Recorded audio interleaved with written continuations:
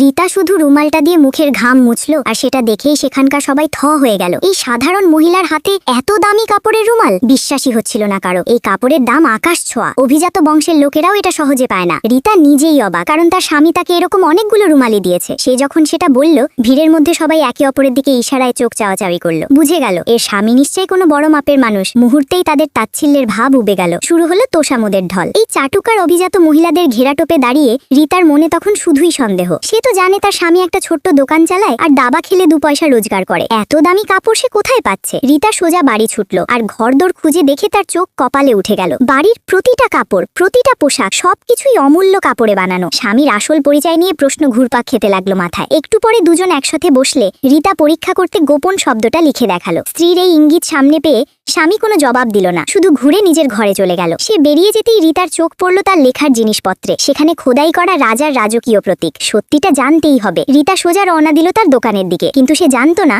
এই কদিনের তার অদ্ভুত আচরণ তার স্বামী কবেই ধরে ফেলেছে।